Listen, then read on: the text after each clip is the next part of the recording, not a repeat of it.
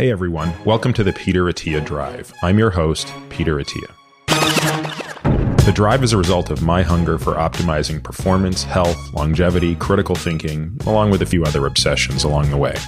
I've spent the last several years working with some of the most successful, top-performing individuals in the world, and this podcast is my attempt to synthesize what I've learned along the way to help you live a higher quality, more fulfilling life.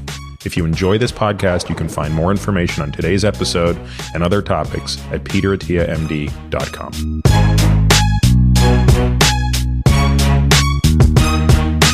Hey everybody, welcome to this week's episode of The Drive.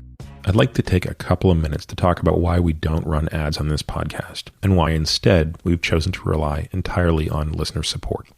If you're listening to this, you probably already know, but the two things I care most about professionally are how to live longer and how to live better. I have a complete fascination and obsession with this topic. I practice it professionally, and I've seen firsthand how access to information is basically all people need to make better decisions and improve the quality of their lives. Curating and sharing this knowledge is not easy, and even before starting the podcast, that became clear to me. The sheer volume of material published in this space is overwhelming. I'm fortunate to have a great team that helps me continue learning and sharing this information with you.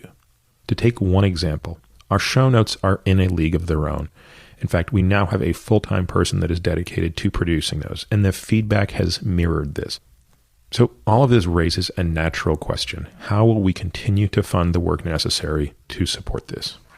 As you probably know, the tried and true way to do this is to sell ads. But after a lot of contemplation, that model just doesn't feel right to me for a few reasons. Now, the first and most important of these is trust. I'm not sure how you could trust me if I'm telling you about something when you know I'm being paid by the company that makes it to tell you about it. Another reason selling ads doesn't feel right to me is because I just know myself. I have a really hard time advocating for something that I'm not absolutely nuts for. So if I don't feel that way about something, I don't know how I can talk about it enthusiastically. So instead of selling ads, I've chosen to do what a handful of others have proved can work over time, and that is to create a subscriber support model for my audience. This keeps my relationship with you both simple and honest. If you value what I'm doing, you can become a member and support us at whatever level works for you. In exchange, you'll get the benefits above and beyond what's available for free. It's that simple. It's my goal to ensure that no matter what level you choose to support us at, you will get back more than you give. So, for example, members will receive full access to the exclusive show notes, including other things that we plan to build upon, such as the downloadable transcripts for each episode. These are useful beyond just the podcast, especially given the technical nature of many of our shows. Members also get exclusive access to listen to and participate in the regular Ask Me Anything episodes.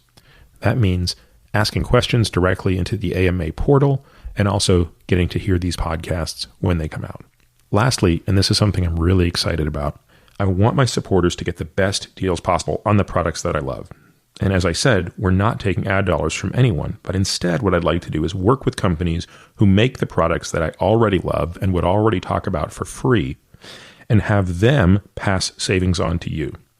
Again, the podcast will remain free to all, but my hope is that many of you will find enough value in, one, the podcast itself, and two, the additional content exclusive for members to support us at a level that makes sense for you.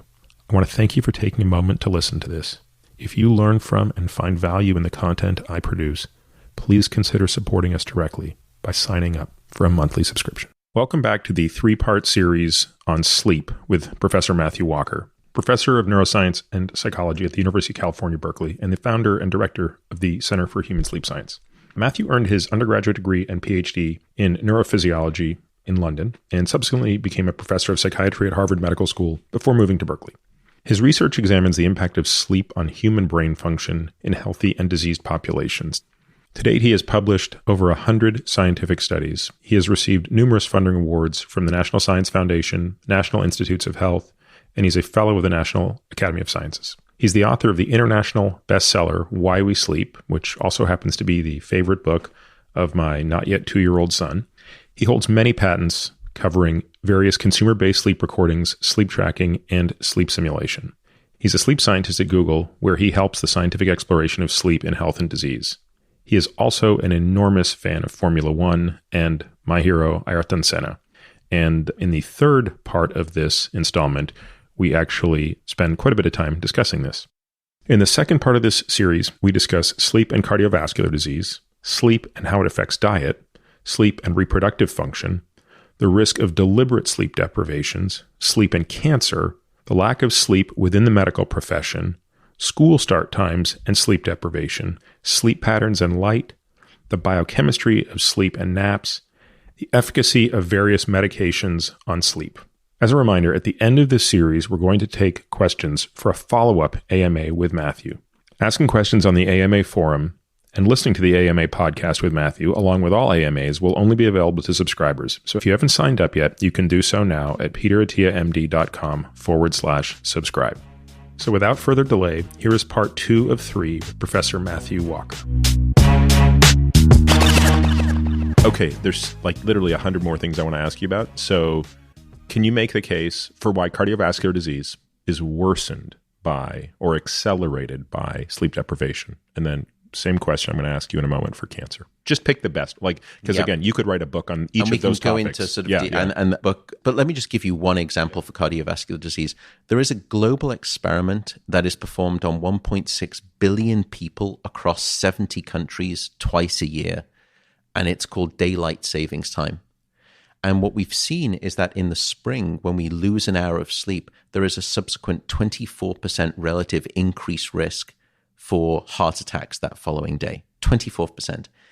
In the fall, when we gain an hour of sleep opportunity, there is a 21% reduction in heart attacks that following day. How long has that been known? I mean, I remember the first time I saw that, I was like, that can't be right. And, when you see it bidirectionally like that, it's very different. That seems like a very robust manipulation. That's been known for probably about 10 years. What's also interesting, and I won't get away from cardiovascular disease, don't worry, but just simply to mention that when you look at that same transition, you see the same profile for car accidents. You see the same profile for suicidal attempts and suicide completion as well. What's also interesting, by the way, is that you see it in terms of federal judges handing out harsher sentences.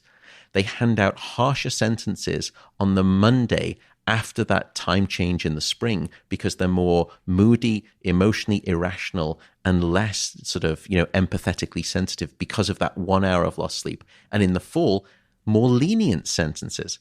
So does this effect last for 2 or 3 days? So there is a blast radius to it that you can see it, that it's better but still worse in the spring, which is where you lose that hour of sleep. The effect is still worse on the second day, and it's almost recovered by the third day and finally comes back to what looks like a baseline by about day 4. So there's a blast radius. And this is, why I find this interesting? 1 hour of sleep. Yeah, and here's the other thing I always found amazing about that statistic.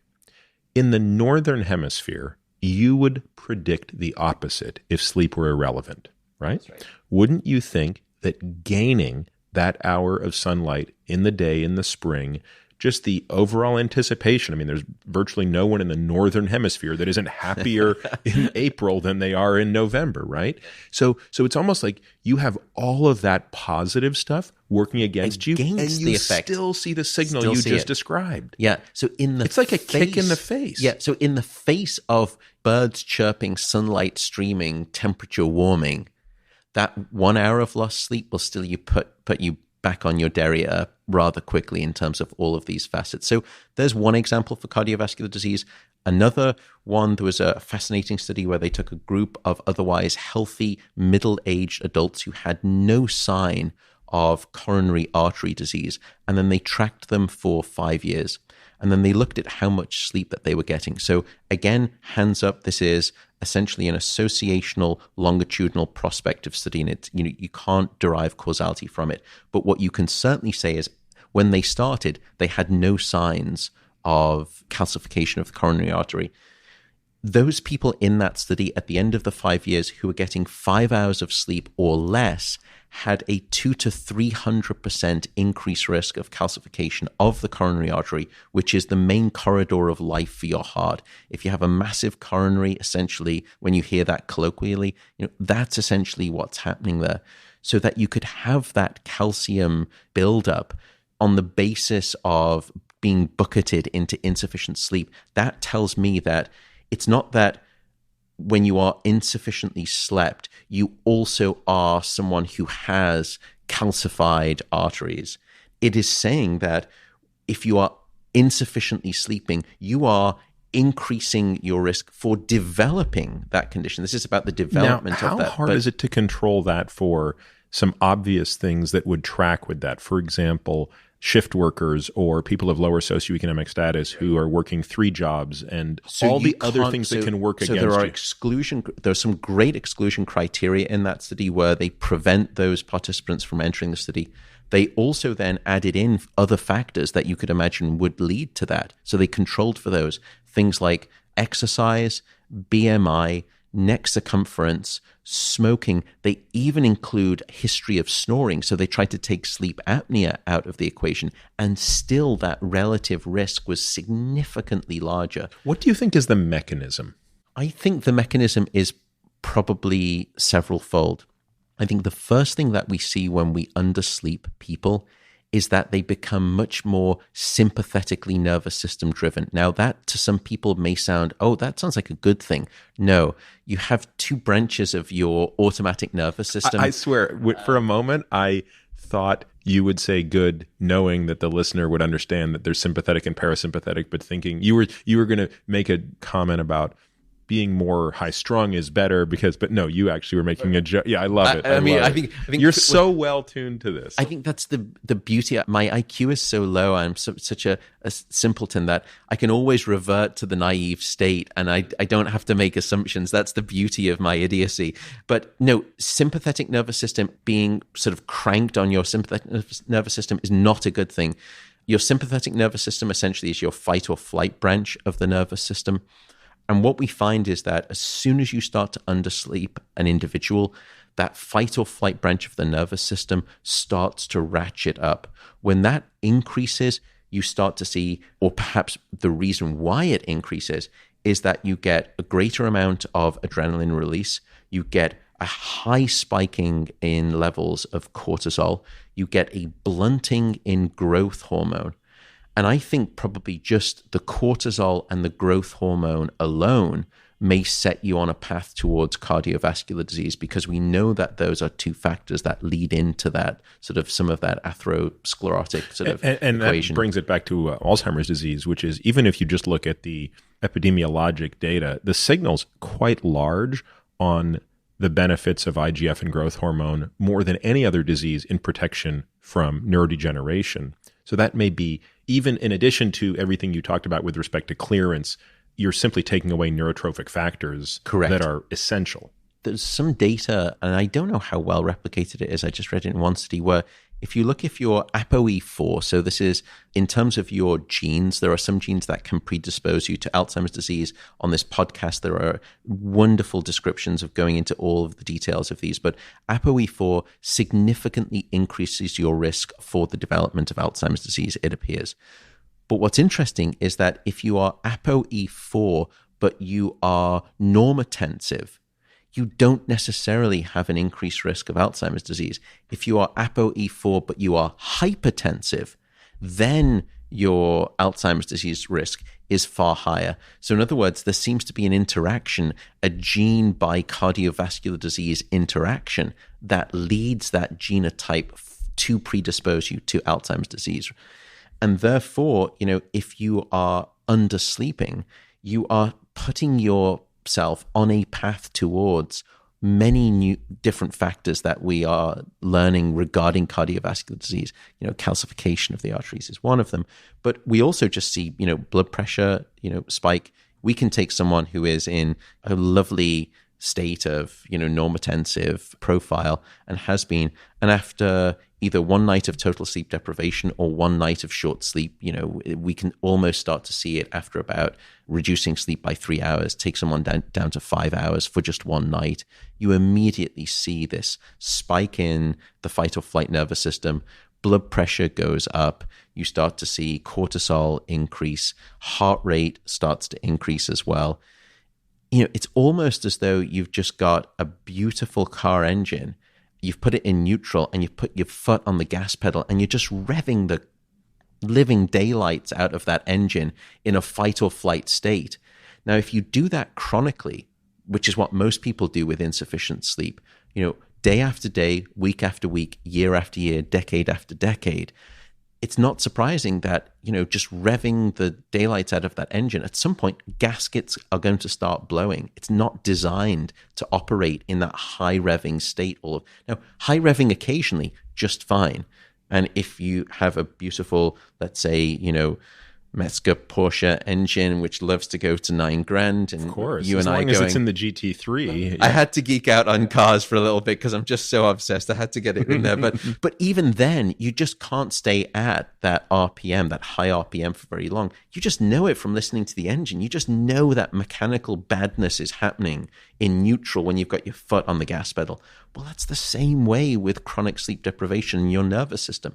So I think many of the cardiovascular effects, in fact, I think we're writing a paper right now. I think if there is one central common pathway through which we can understand almost all aspects of the deleterious impact of insufficient sleep, it is through the autonomic nervous system, and specifically an excessive leaning on the fight or flight branch of the nervous system, which is to say that your sympathovagal balance is way off and you are far more in that fight or flight sort of aversive state.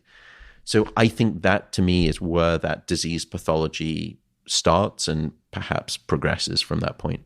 And I think only adding to that, which is probably what you described as sufficient alone, but when you look at what I think are pretty well documented appetitive changes in people under sleep deprivation, and more importantly, the inferior fuel partitioning that follows. So the hyperinsulinemia, the impaired glucose disposal, the tendency to probably eat more crap. I mean, I'm at my worst when I am sleep deprived. It is, it's so hard to avoid junk food. Whereas probably the single greatest tool in my arsenal to eat well is to sleep well. I mean, it doesn't sound like that's an obvious thing, but it's amazing. When you read the data, I mean, it's striking. And, we can get into that, which is essentially what you've just described is the energy balance of an organism, of a human being, and both the regulation of energy once you've taken it in, and also the input of the energy and the selection of the energy. How do you eat and how much do you eat? And then secondly, once you've eaten, what does your body do with that food in terms of a basic kind of blood sugar control? And then the fourth thing is, where do you access it? So I'm sure this has been done. I just haven't seen it. But if you look at respiratory quotient of people sleep deprived versus not, I'm sure RQ must be going up, right? I'm sure they're absolutely going after the wrong fuel partitioning. That's exactly what you see. I'll do what you do well, but then I always forget to do. Let me explain why that matters. Respiratory quotient going up implies that under the same level of exertion, you would preferentially go after glycogen for ATP as opposed to fat.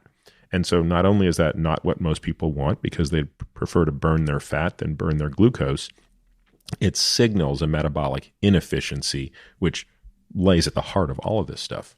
And a beautiful example of that is a great study that looked at the efficiency of dieting when you are underslept. And effectively what they found is that your diet is all for nothing if you're not sleeping well. Because what they found is that when you are underslept, defined as sleeping 6 hours or less, 70% of the weight that you lose will come from lean muscle mass and not fat. In other words, which is perfect when your cortisol is high. I mean, that's exactly that's exactly what you'll see with cortisol. So in other words, your body becomes immensely stingy at giving up its fat. Your body will ruthlessly hold on to its fat when you are underslept and not give it away. Instead, it will. So when you are underslept and you're losing weight, you're losing the thing that you want to keep, which is beautiful muscle definition. And you're holding on to the one thing you're trying to get rid of, which is the blubbery fat. And it's really everything. It's the cortisol is working against you. Insulin will work against you. You're going to have more hyperinsulinemia. You will have more catecholamines working against you. Yeah, we see that with norepinephrine in particular. Oh, and testosterone will go down. That's going to work against adiposity, getting rid of it. Yeah, I should note, by the way, that, men, and I think we'll come on to this later, but, men who are sleeping just 5 to 6 hours a night will have a level of testosterone, which is that of someone 10 years their senior. So insufficient sleep will age a man by a decade in terms of that critical aspect of wellness and virility. So if you want to sort of be very, bravado about insufficient sleep, be careful. I would also say that, by the way, we found it simply associational, but men who are sleeping just 5 hours a night have significantly smaller testicles than those men who are sleeping 7 hours or more. And I'm sure that in that you would see FSH and LH must be lower, right? So we do. So, I'm not trying to make necessarily funny, even though sometimes I'll start talks that way just to sort of get the bravado folks out the way. But you also firstly see that men who are sleeping 6 hours or less will have fewer sperm. Those sperm will have more deformities. But this is not limited. Deformities, even genetic, so even aneuploidy in the split. That's correct. Yeah, and you can see that in rats too if you do those studies, and those studies have been done with short sleeping rats. But it also transfers to women, that you see that women who are sleeping just 5 to 6 hours a night will have about a 20% reduction in FSH, which is called follicular stimulating hormone, which essentially is a critical part of the reproductive, pathway in terms of getting pregnant. Women who are sleeping that little too typically have about a 30% higher rate of abnormal menstrual cycles. So if you put together a couple that is trying to conceive, and that couple is on 6 hours of sleep, you've got a man who's down on testosterone, down on the amount of sperm that they're producing, the motility of those sperm are reduced. And then the woman, you're down on, you've got erratic menstrual cycles, you've got FSH, that's down too. From a reproductive standpoint, this is devastation. And again, it evolutionarily isn't that surprising. It's basically Mother Nature saying, if the conditions are not optimized for you to sleep, it's probably not optimal for us to propagate the species at this moment. And that is probably something that rarely happens. And what happens to FGF21? Do we know? I was about to say we don't know. I should say I don't know of any studies that have looked at that. FGF21 has such an interesting, it's one of the few places in the brain where you'll see a difference between men and women under a fasted state. So under a fasted state, you don't appear to see the same hit in reproductive fitness of a man, but you do see it in the woman. There's actually an anatomic reason for this that I, at this moment, am forgetting, but it basically has to do with this rise of FGF21, and you'll see basically the inhibition of FSH in the women without it in the men, which again is like, it's this question of if food is scarce, we really don't want a mother to try to nurture another body. Yeah, maybe that's the biological warning beacon that just says time out on, reproductive capacity right now. I always get asked, is a ketogenic diet in any way good, bad, or indifferent towards fertility? And my answer is I actually have no clue, but just on first principles, it would seem that a ketogenic diet could have one negative side effect on the woman, which is exactly that, because a ketogenic diet generally does put up FGF21. It could be offset by benefits. So if you took someone who's metabolically ill, who is fixed by the ketogenic diet, it could offset it. But all things equal, I certainly wouldn't recommend fasting for a woman who's trying to conceive. But you've had the luxury of spending a lifetime thinking about this. I'm sort of playing catch up over the past couple of years. By the way, it's one of the things that you do brilliantly, by the way, from what I listen to on every one of your podcasts. But what I would say in response to your question, though, about that evolutionary question, the reason I suspect it rarely occurs, however, is the following. Human beings are the only species that deliberately deprive themselves of sleep for no apparent reason. You almost never see other organisms undergo sleep deprivation. The only time that you see another species seemingly restrict its sleep is under two conditions. The first is with certain mammals, after they've given birth, they will deprive themselves of sleep to care for their young. The most obvious example there is in killer whales, where the mother will break from what's called the pod, which is the main group. They will go away and they will give birth, and then they will bring that calf back to the main pod, and during that time they will short sleep. The second is under conditions of starvation, that when an animal starts to become starved, there is a wake promoting signal where you will actually stay awake longer, and it gives the animal the ability to forage in a larger perimeter, because presumably the current perimeter is not containing sufficient food. And I think that that's the reason why some people will say, when I undergo, either time-restricted feeding, or especially when I undergo fasting, the reason that I feel like I don't need to sleep as much, or, I feel more awake, even though I'm sleeping less, and it's great. I actually would be very cautious about doing that for long periods of time, and doing it sort of repetitively for long periods of time, is because you're still suffering the decrements of insufficient sleep. But the reason that you feel awake is because there is a biological mechanism in place that says, oh my goodness, if you're not getting food, we need to keep you awake for a little longer. We're going to sacrifice this thing called sleep for a little bit so that you can go and find more food. So there's a wake promoting mechanism, and we know how that works. But the more important point here being made, I think, for me, is that because human beings are the only species that deliberately deprive itself of sleep, and no other species has really done that, it means that Mother Nature, throughout the course of evolution, has never had to face the challenge of sleep deprivation. So in other words, Mother Nature has never come up with any safety nets for any of our major biological systems: metabolic, reproductive, cardiovascular, immune, mental health. None of these things have any safe holding. They don't have any sort of crutches when sleep goes away. Why? Because Mother Nature's never been asked to solve that question. Now, I'll give you an example. I use the same argument, by the way, for sitting in chairs. Or so many of these things. Sedentary behavior is a great example. That we just do. You could argue, if our species could survive another 100 million years, maybe sitting around doing nothing, drinking soda, we'd figure out a way to make that not so harmful. Assuming it interfered with our capacity to reproduce. If it didn't, then maybe evolution wouldn't take any interest in it. Yeah. But I mean, I think it's the reason, for me at least, why an alternative example there in the pro would be, an adipose cell. That Mother Nature, throughout the course of our life, and most species, experienced times when there was feast and times when there was famine. And so Mother Nature, faced with that challenge of famine, came up with a solution called the fat cell, so that we could store caloric credit and then spend it when we needed to, when we went into famine. Where is the adipose cell for sleep? Where is the fat cell for sleep? Wouldn't it be lovely if we could store up sleep credit and then spend it?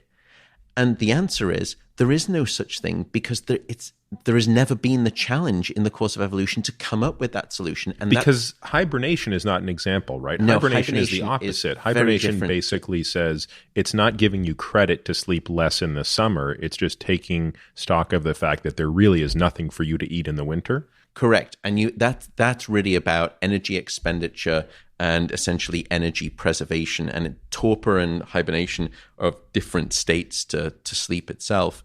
But that's always, I think, been something I've thought a lot about, that example of, the fat cell versus sleep. And it's the reason why people unfortunately think that sleep may be like the bank, that you can accumulate a debt during the week and then you can just sleep it off during the weekend. What's the name again for that phenomenon of the sort of Monday through Friday short sleeper who binge sleeps on the weekend? It's called social jet lag. Social jet lag. Yeah, where you sort of essentially, it's what I used to term very politically incorrectly as sleep bulimia, which was where you would essentially, purge during the week and then you just binge during the week. It's this real binge purge kind of abstinence syndrome. The reason it's problematic is not just because sleep doesn't work like that, and the studies show that that's very deleterious to health, is because it also is terrible torture on your circadian biology. Because what happens is that you start to wake up, you'll be going to bed at 1 or, midnight rather than 9, and then waking up at 10, 11, on a Saturday and a Sunday. And then come Sunday night, you've got to drag your body clock back by 3 hours, to get into bed, and you repeat it the next weekend. That's essentially like saying to your biology, and it's no different, I'm going to fly back and forth from San Francisco to New York every weekend, a 3-hour social jet lag difference. That's a hazard ratio impact on your circadian biology. And as I'm listening to you say this, I'm making the stronger and stronger case for my move to Austin, which in part is driven by just shortening the trips that I have to take.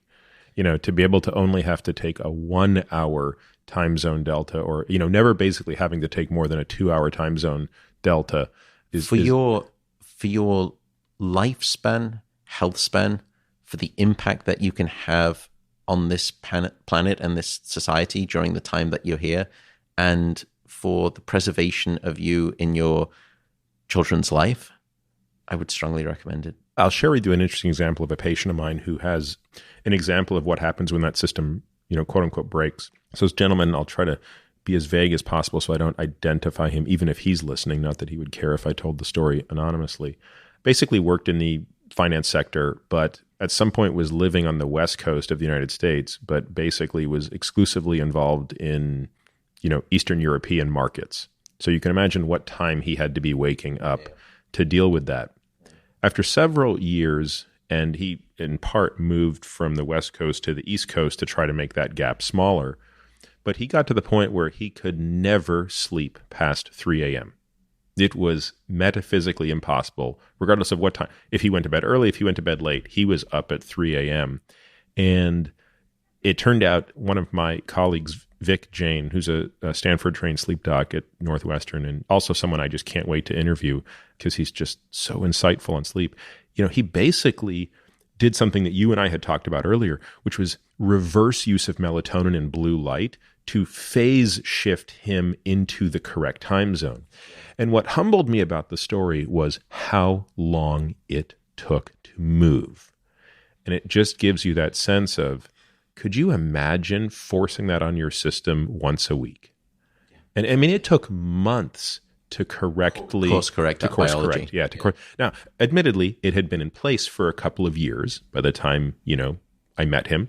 So you have a little bit more to overcome, but nevertheless, I was blown away at the lengths that Vic had to go to drag him forward by 3 hours. For that biology to have been tortured for that long, it's going to take a reset of, non-trivial magnitude and help from exogenous agents like melatonin, like blue light, regular exercise, exposure to daylight, even manipulations of body temperature it could take. So there are a whole arsenal of tools in the sleep doc kind of box that we can use to sort of make these manipulations, either be it for people with insomnia, be it people with anxiety, be it people with sort of jet lag, or what's called circadian phase delay, which is essentially what he was suffering from, which was... You mentioned temperature. This was something I didn't know until I learned it through this patient's case and through Vic's learning, which was about 2 hours before the wake up, you see this drop in temperature. And like that drop in this guy is occurring at 1 a.m. He's getting that drop up. And so what you basically were doing was dragging that thing to, 4 a.m. You had to drag the temperature drop to 4 a.m. And again, I think it just speaks to the complexity of this situation. And as a general rule, when you mess with really complex, hardwired, evolutionarily sound things, you've got to be careful. You're going to pay the fiddler. When you fight biology, and sleep is one of the most conserved behaviors across all living organisms that we've observed. When you fight that kind of innate, hard-grained biology, you normally lose. And the way that you know that you've lost is disease and sickness, either acute or chronic. At some point, a lack of sleep will get you. It may be in your late stages of life. Margaret Thatcher, Ronald Reagan examples with Alzheimer's disease. Could be from a heart attack prematurely when you're 56 years old. Or it could be a car crash at any moment in time because of a microsleep. You will be popped out of the gene pool pretty quickly. So let's talk about one more thing, which we could talk about cardiovascular disease for much longer, but let's talk about cancer, and let's talk about, when I talk about these diseases with patients, one of the things I try to do is say, let's reverse engineer what we think is happening when this disease goes wrong and then back things out. So when it comes to cancer, I say, look, cancer has a bunch of things that have to go wrong. First, you have to have a genetic insult. 2, it has to be missed by the immune system. And fortunately, most of the time, our T cells can figure out that cancer is non-self, et cetera, et cetera. And you kind of walk through all of these things. So let's talk about the immune system for a moment, because we know that if you're not, well, I want to let you explain that. Yeah, I'll let you go from there, because I was just about to go off on this topic. But tell me about how sleep impacts the immune system, and not only how that might impact getting common colds, but how it could impact cancer. So firstly, what we know is that there are now significant links epidemiologically between sleep and cancer of a variety of forms. Currently, that list includes cancer of the bowel, cancer of the prostate, and cancer of the breast. And then we can step down. Which are basically 3 of the top 4. Exactly. Yeah, 3 of the heavy hitters. Next, you can sort of say, okay, what about the causal evidence? Well, firstly, I would say, before I describe the causal evidence, that causal evidence is now so strong that recently the World Health Organization decided to classify any form of nighttime shift work as a probable carcinogen. Their words, not mine. And the proof of evidence that is required by the World Health Organization to make such a statement usually has to be astronomical. And that data is now, I think, very well put in place. I'll just mention one quick causal manipulation study done by a colleague down at UCLA. They took a group of healthy adults and they limited them to just 4 hours of sleep for one single night. And then they looked at a set of cells called natural killer cells.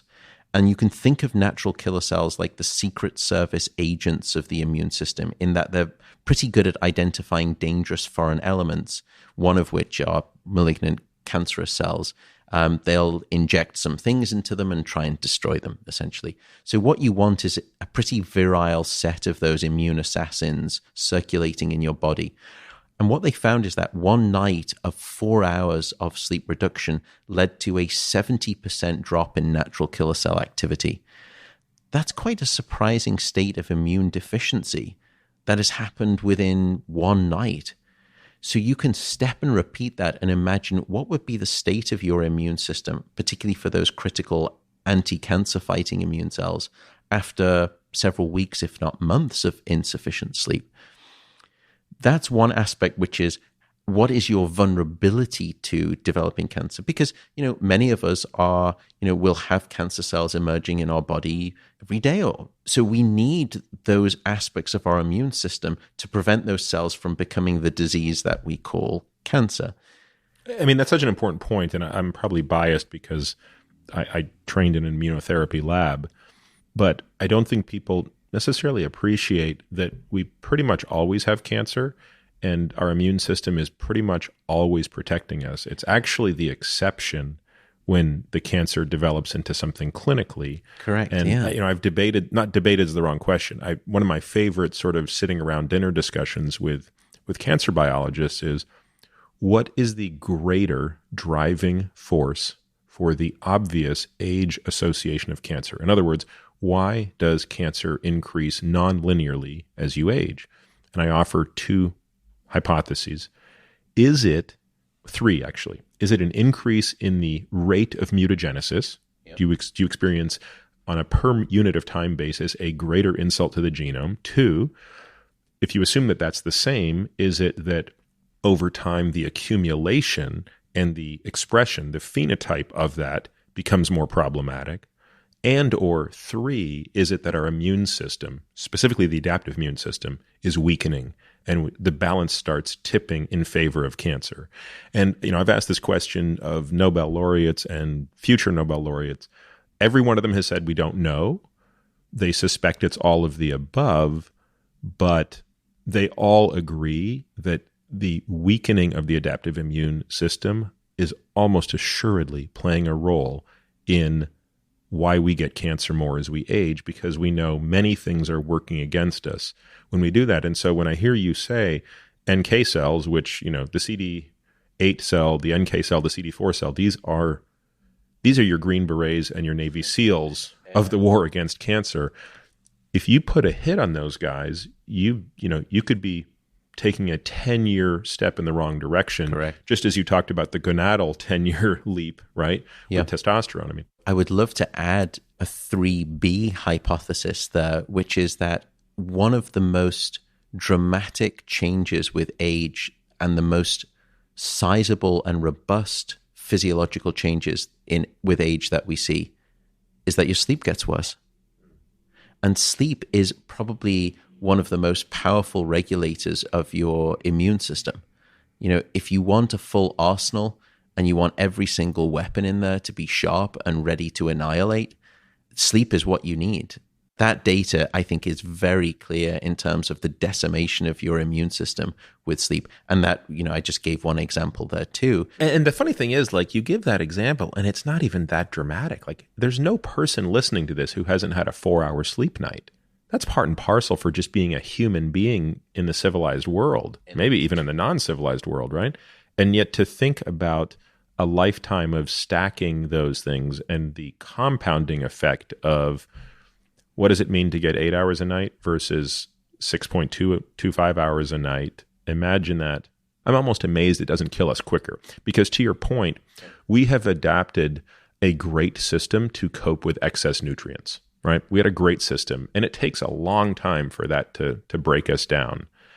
I think in some ways we're probably so naive in our ability to measure the short-term consequences of sleep. Not you, of course, because this is what you're thinking about day and night. I think you're right. But I think as a medical community, we're really shitty at knowing how to measure short-term, what's really happening in sleep deprivation. Especially in clinics and in healthcare systems. Yeah, in schools, we don't really understand how bad sleep deprivation is on a learning child. We clearly don't understand what it's doing on the road.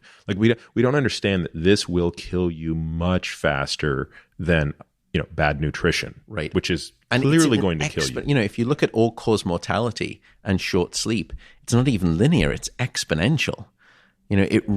Sleep will bend that curve of your lifespan in a downward direction with a dart into the ground when it starts to get short. I think your argument is so great that it really comes down to the fact that at least we had a system in place to train us for excess nutrients. Now, look, we can argue we didn't have a system to train us to consume refined carbohydrates. We didn't have a system that trained to consume massive amounts of polyunsaturated fats or high amounts of sucrose. But we still knew how to consume some of these things, and there's a dampening effect in nutrition that the, ever-present adipocyte can numb, and at least for a while blunt that system. But you're right. If it wasn't really until probably 200 years ago that sleep deprivation could have become common. When do you really think was the tipping point? I know that in the 40s, we could compare the 40s to today, but it would almost seem like the light bulb was a pretty big step in the wrong direction. Electrified. You can not to blame Edison for. Yeah, but you could go back and you could argue that, Edison with the light bulb and his company may have been the starting point. I think it was probably happening even earlier on the basis of social demands. The industrial era, I think, then really started to compound things. Once we switch from an agrarian society to an industrial society, in my mind, that's when stuff really started. My history is go horrible, wrong. But that's about 250 years ago, right? Yeah, exactly. Yeah. So I think we've been that curve has started to happen. So it's an evolutionary millisecond. Correct. Sounds like a long time. Blink of an eye. The other aspect of, cancer is not just that you increase your risk for developing cancer because you weaken the immune system components that are there to combat against all of those, carcinogenic influences cellularly that you've just described. But another study by a colleague at the University of Chicago, David Gozal, he looks at the relationship between sleep loss and cancer in mice. And I'll just give you one example of a study he did. Took a group of mice, inoculated them with some cancer cells on their back, and then gave that cancer a 1-month period to grow. And at the end of the month, he resected the skin, measured the size of the tumor. Half of those mice were allowed to sleep normally. The other half had their sleep restricted. So they just had their sleep kind of top and tailed, not total deprivation, just limiting their sleep in the morning and the evening a little bit. What they found is that at the end of that 1 month, those underslept mice, when they looked at them, the tumor was 200% larger. I mean, it was physically distorting the body. And if you were to see these pictures, you would just think, my goodness, I can see a small, tiny little sort of dot that is the growth of the cancer in the well-slept mice. The others, it just looked like a hideous, mass on these underslept mice. Secondly, what they found was that cancer in those underslept mice had actually metastasized, which is just, in some ways a fancy way of saying that it had breached the original origin and started to invade other organs, bone, as well as brain.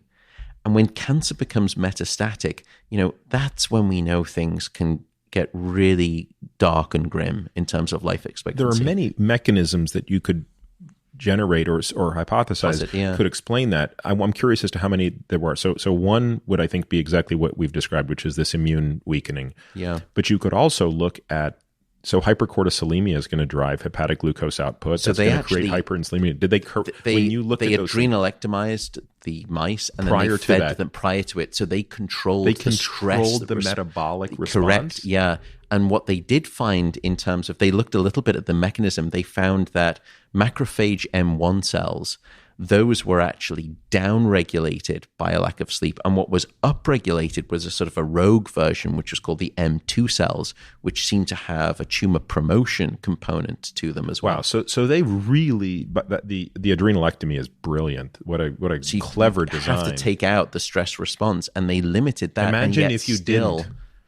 And that's the fear, is how much worse would it be when it really happens in humans, because you will have that plus this huge tsunami of a cortisol impact, hypercortisol impact, which is only going to make things worse. So bring this now back to the clinical tragedy here, right? Which is, again, the weakness of our profession. And I say ours meaning mine and not yours. You take a patient who's got a diagnosis of cancer. Do you think anxiety is going to go up? Hell yes, right? Do you think their sleep is going to deteriorate? On no basis other than the fact that they have this diagnosis and they're often undergoing horrible treatment, right?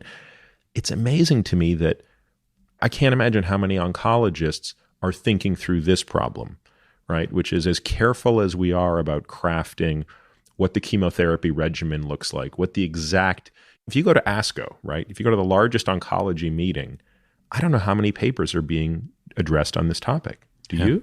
No, I think they are few and far between. With whereas if you think about some of the stuff we machinate over in oncology, like exactly who gets the sentinel node biopsy versus this, and well, what if this is an ER PR positive breast cancer versus an ER positive PR negative? Or, like we could noodle and machinate on the most minute details, which maybe they matter, maybe they don't, and yet something like this seems so obvious, and yet we just seem ill-equipped to deal with it. Like it's almost like you'd say, and it doesn't surprise me either. By the way, it's not your fault as a medical profession, and being part of that profession.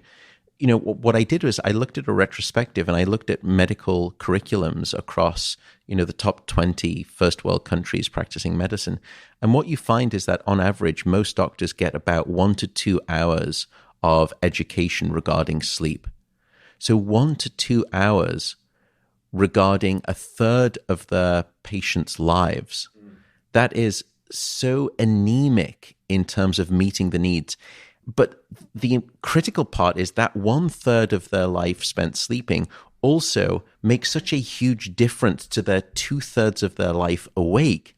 That is just, to me, unacceptable. And there's a deeper problem, which is in training to be a part of that profession, you enter a culture that is as difficult as the one you described, where, heads of state are chest pounding about how little they sleep. I mean, I'll just pause for a moment to share another sort of set of stories. So when I started my residency, we were on call every third night. I mean, every third night, I think I think the most sleep I ever got on call in 5 years was 5 hours. And that happened once. And it wasn't, of course, straight 5 hours, but I had accumulated 5 hours of sleep on a call night. So I think you would average probably 2 to 2.5 hours of sleep every third night. But that's average. So guess what? Lots of those times are 30 minutes or less. So you're on call every third night. So it's my second month on the job. So the way it works is you're basically either on call, post call, or pre-call. Those would be your designations. So I come in on a Monday. I am pre-call. So it's my day before my call day. So you come in at 5 in the morning. You would normally leave by about 8 o'clock at night or 7 o'clock at night. And as we're finishing our rounds that evening, a surgical resident, had failed to show for the ER shift. He got sick. So the chief resident said, hey, we need somebody to stick around tonight to cover the ER. So I volunteered because I want to show how tough I am. Like, of course I can do this. So I stick around. I do the ER shift that night. And of course, in the ER, you're absolutely not, you don't get 1 minute of sleep, obviously. Now it's Tuesday. Now I'm on call.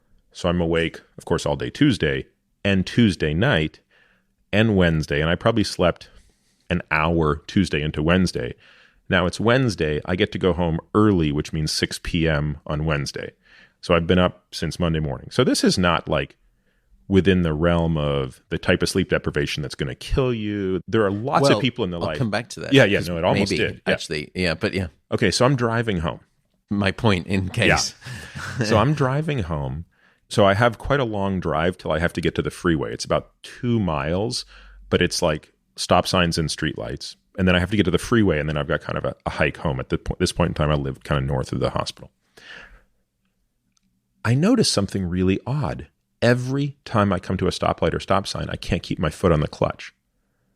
Because for some reason, I have a habit of like keeping my foot on the clutch and keeping it in first as opposed to just sitting in neutral, whatever. So the point is I keep stalling. And I'm thinking, God, I've never done this in my life. Like, why can't I even sit here for 27 seconds and maintain my motor control over this thing? So I'm at about the last street, maybe 2 streets away from before I have to get on the freeway for a 15-minute drive. And in what I can only describe as one of the best, dumbest decisions of my life, I decide I freaking cannot get on this freeway. I'm going to die. So I pull over to the side of this road, Eastern Avenue, and there's this park called Patterson Park. I have no idea what Patterson Park is like today, but at the time, I knew nothing about it other than it was grassy. It turned out at the time it was like, an open-air drug market. And this is now speaks to the second point. So I had really good judgment, which was don't get on the freeway. But then I exercised comically bad judgment, which is I'm going to go take a nap in the park. So I get out of my car, probably didn't even lock it, walked into the park, put my pager on my neck of my scrubs, set the alarm for 1 hour. It's like 6 p.m. Wake up at 2 a.m. in the middle of the park with rat bites on my arms. I mean, this is like the drug-infested, rat-infested park. And just think to myself, what in the hell just happened? I had about 3 of those in residency. The other thing that happened once in residency, same situation, every third night call, but I had to take an extra shift in there. And to be clear, I volunteered, right? It wasn't like no one put a gun to my head and said, you have to do this. I volunteered for someone who couldn't take a night of call. So I basically was on the same thing. But now I'm way further into my residency. This was in my 5th year of training. And I think the accumulation of that was devastating. And so now it's 2 a.m. on that third night, and we're operating on a patient. And the way it works in residency is when you're a senior enough resident, you're the operating surgeon, meaning you're the one doing the case. The attending surgeon is assisting you. Now, this is a very trivial operation we were doing. The only reason, in fact, we did it in the middle of the night is just to get the OR time. Like, it wasn't even an emergent case. It certainly could have waited a day. It was just removing the gallbladder laparoscopically. So I'm holding the 2 devices in the trocars, and I'm doing the case, and the attending is just retracting for me. And I don't know how it happened, but I fell asleep on the patient and face planted directly onto the patient. And again, the only solace Can you imagine the amount of sleep pressure that was necessary to build up for you to, I mean... And I remembered that I had a number of head drops prior. Exactly. Like the, Everyone's like jamming to good music, but no, they're not. It's just like they're falling asleep. Right. And, after God knows how many of those, it just turned into bang, your full L position, face first into the patient. Again, the only fortunate thing there is, in the process, I didn't jerk my hand and tear the common bile duct or, an artery that could kill a patient. So what happened? Well, the attending surgeon said, dude, you're too tired. Let me do the case. You come and hold this. Like, it wasn't even like, it was just sort of like, this happens and you go stand over there now. Whereas you think about, like, if that had happened in an airplane or in some other profession where you like, that's a 4-alarm fire. That's a, what's going on here? How can this happen? It is. And the data there we've got is pretty strong. I've lobbied the Medical Association on a number of times, and I just recently wrote a piece in a journal called The Lancet, which was called A Sleep Prescription for Medicine. And I lay out the case for why both for patient and doctor, sleep is, utterly essential, but profoundly absent. And firstly, what we know regarding, your surgical experience and that story there, we know that if an attending surgeon has slept only 6 hours in the previous 24, there is 170% higher likelihood that they'll make a major surgical error, such as, splicing some kind of major vascular component of the patient. What's also interesting is that if a resident has worked a 30-hour shift relative to when they've worked just a 16-hour shift, that resident, after 30 hours of being awake, when they get back in their car and start to drive home, just as you did, there is a 178% increased likelihood that they'll get into a car crash, end up back in the same emergency room from which they just came, but now as a patient requiring ER treatment because they got into a car. The irony is lost on me there.